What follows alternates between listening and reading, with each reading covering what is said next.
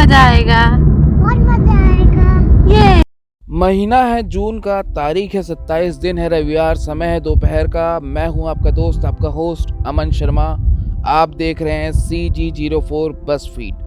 नमस्कार दोस्तों, ये मेरे पीछे रायपुर बिलासपुर 6 लेन रोड आप देख रहे हैं। फिलहाल हम रुके हुए हैं सिमगा से थोड़ा आगे। यहाँ हमारा पूरा परिवार चाय का आनंद ले रहा है। यह स्थान है हाईवे के निकट ही चाचा की चाय।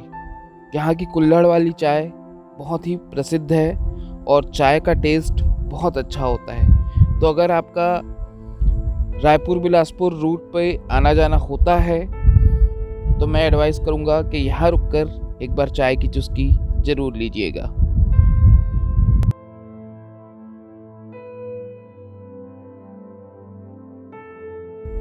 दोस्तों, हम भारतीयों की एक बहुत अच्छी आदत होती है।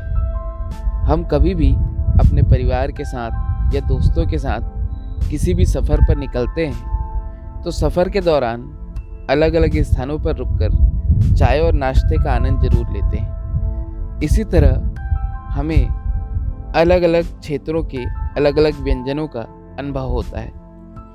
बहरहाल अब हम चलते हैं अपनी मंजिल की ओर। दोस्तों, आज के इस सफ़रनामे में हम जा रहे हैं रतनपुर स्थित माँ महामाया के दर्शन को। तो चलिए चलते हैं माँ महामाया रतनपुर।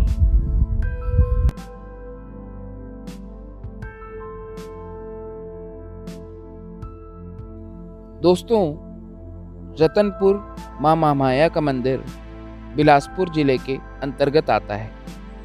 अगर आप छत्तीसगढ़ के बाहर से रतनपुर आना चाहते हैं तो आप बस, फ्लाइट अथवा ट्रेन से आ सकते हैं। फ्लाइट से आने पर आपको रायपुर के स्वामी विवेकानंद इंटरनेशनल एयरपोर्ट पर उतरकर रायपुर से प्राइवेट गाड़ी या बस की सुविधा से रतनपुर आना होगा। वहीं ट्रेन से अगर आप आते हैं तो आप रायपुर या बिलासपुर स्टेशन पर उतर सकते हैं। रायपुर से रतनपुर की दूरी लगभग 160 किलोमीटर की है। तो वहीं छत्तीसगढ़ की न्यायधानी बिलासपुर से रतनपुर की दूरी लगभग 30 किलोमीटर की है। रतनपुर बस स्टैंड के ठीक सामने एक बड़ा सा प्रवेश द्वार है। उस प्रवेश द्वार से अंदर एक सिंगल लेन सड़क आपको मुख्य मंदिर प्रांगण तक लेकर जाती है। रास्ते में बहुत सी फूल और प्रसाद आदि की दुकानें हैं जहां आपको पार्किंग की भी निःशुल्क व्यवस्था मिल जाएगी। आप अपनी गाड़ी मंदिर प्रांगण के ठीक बगल स्थित इस खाली मैदान में भी पार्क कर सकते हैं। यहाँ की सारी पार्किंग निःशुल्क है।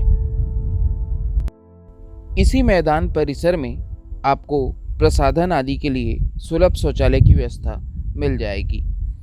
चूँकि एक लंबा सफ़र तय करके आप इस मंदिर तक पहुँचते हैं तो मुझे लगता है कि यह जानकारी आपको देना जरूरी था। मंदिर प्रांगण की ओर आगे बढ़ते हुए आपको स्वल्पाहार, खिलौनों, माता के श्रृंगार आदि की बहुत सी दुकानें दिख जाएंगी।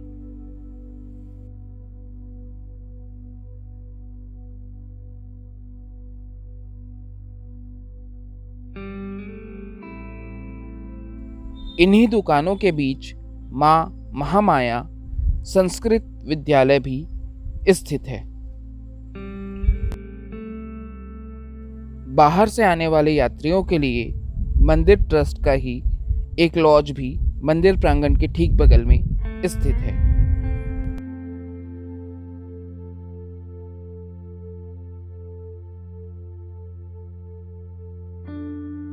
मंदिर प्रांगण के मुख्य द्वार के बिल्कुल नज़दीक इन सभी छोटी छोटी दुकानों पर आपको माता के श्रृंगार, चढ़ावे और प्रसाद आदि की बहुत सी सामग्रियां मिल जाएंगी।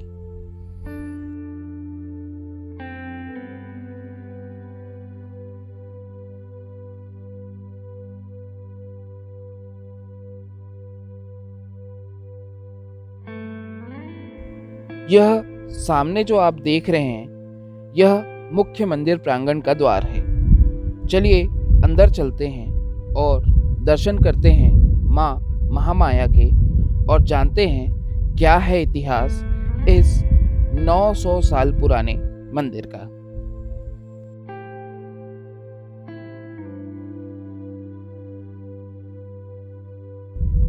मुख्य मंदिर परिसर के अंदर ही मंदिर ट्रस्ट के द्वारा निशुल्क जूता चप्पल स्टैंड की व्यवस्था रखी गई है। यहाँ आप टोकन सिस्टम के माध्यम से अपने जूते चप्पल इत्यादि रख सकते हैं।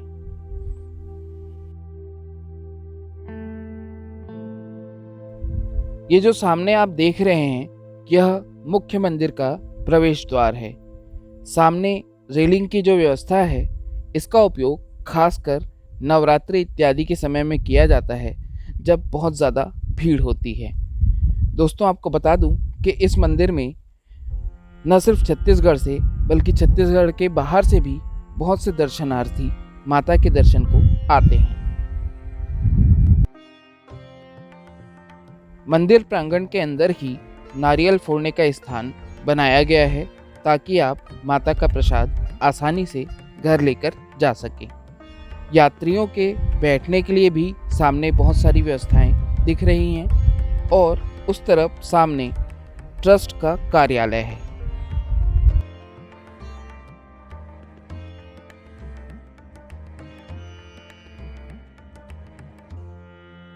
अब हम मुख्य मंदिर परिसर में प्रवेश कर रहे हैं। मुख्य मंदिर तक जाने के लिए आपको मंदिर के चारों ओर से परिक्रमा करते हुए एक रेलिंग के माध्यम से जाना होता है।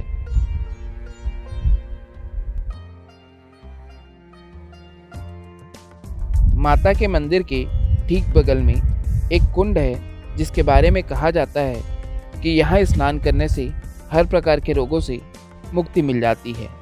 इसके दर्शन हम मंदिर के दर्शन के बाद करेंगे। फिलहाल हम चलते हैं माँ महामाया के दर्शन को।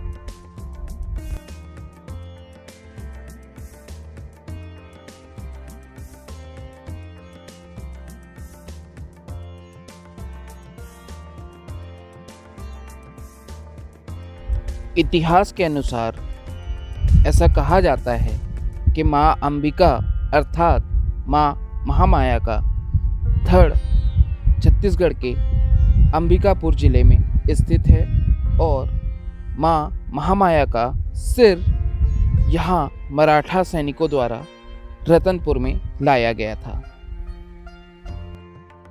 900 साल पुराना माँ महामाया का यह मंदिर परिसर छत्तीसगढ़ राज्य शासन द्वारा संरक्षित है। यह मंदिर 51 शक्ति पीठों में से एक है। त्रिपुरी के कलचुरियों ने रतनपुर को अपनी राजधानी बनाकर दीर्घकाल तक छत्तीसगढ़ में शासन किया। इतिहास के अनुसार रतनपुर की महामाया मंदिर का निर्माण राजा रत्नदेव प्रथम द्वारा 11वीं शताब्दी में किया गया था। दोस्तों 10वीं शताब्दी के मध्य में राजा रत्नदेव प्रथम माणिकपुर नामक ग्राम में शिकार के लिए आए थे।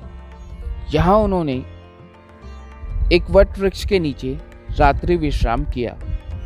अर्धरात्रि को जब राजा की आंखें खुली तो वह यह देखकर भौचक्के हो गए कि उस वट वृक्ष के नीचे से भव्य प्रकाश आ रहा है। जब उन्होंने देखा तो वहाँ माँ महामाया की सभा लगी हुई थी। यह देखकर राजा अपनी चेतना ही खो बैठे। सुबह होने पर वह अपनी राजधानी तुम्बानखोल लौट गए और उन्होंने रतनपुर को ही अपनी राजधानी बनाने का निर्णय लिया। 1050 ईस्वी में श्री माँ महामाया देवी के भव्य मंदिर का निर्माण कराया गया।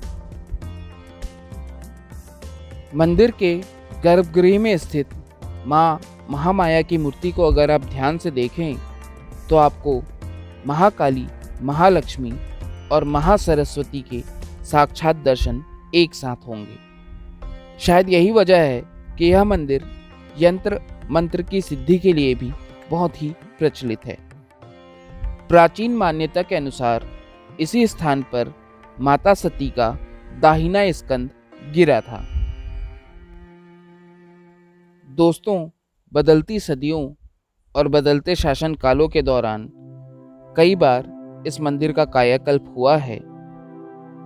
वर्तमान समय में आपको इस मंदिर में माँ महामाया के साथ साथ माँ भद्रकाली, भगवान श्री काल भैरव और भगवान भोलेनाथ के साथ साथ अन्य बहुत से हिंदू देवी देवताओं के दर्शन हो जाएंगे, जो प्रतिमा रूप में छोटे छोटे मंदिरों में यहाँ विराजमान है।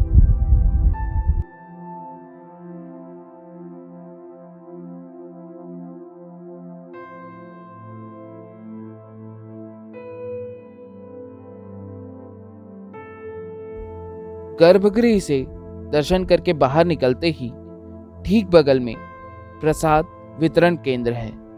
फिलहाल कोरोना महामारी की गाइडलाइंस की वजह से शायद यह बंद है।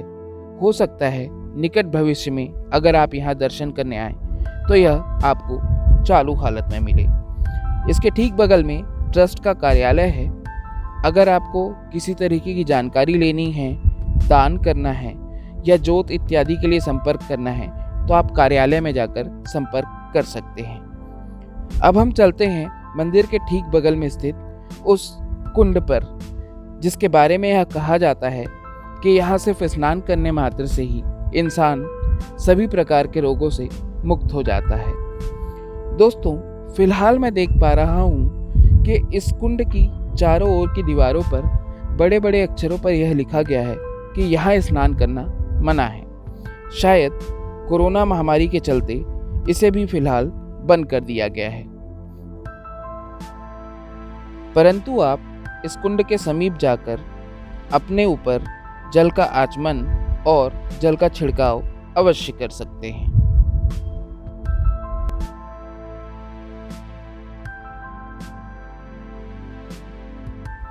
किसी भी प्रकार के संक्रमण की आशंका से बचने के लिए हम खाने पीने की व्यवस्था घर से ही करके आए थे। हमने यहाँ बैठकर घर का सात्विक भोजन किया और उसके बाद हम गए कुंड के दूसरी तरफ बने मंदिरों के दर्शन करने के लिए।